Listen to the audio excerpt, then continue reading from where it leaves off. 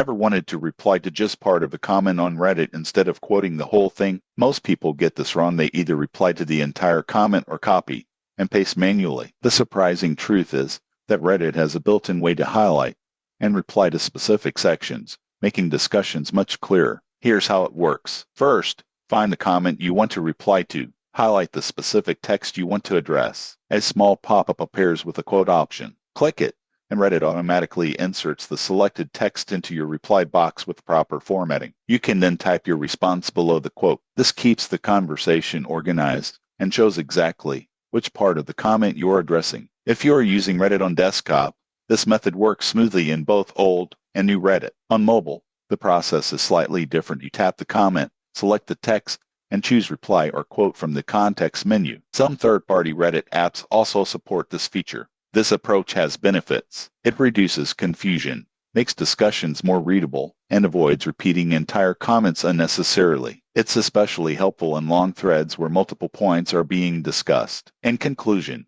replying to part of a comment on Reddit is simple once you know how, and it keeps conversations clean and easy to follow. If this guide helped you reply smarter on Reddit, subscribe for more tips, tutorials, and tricks for social media and online platforms.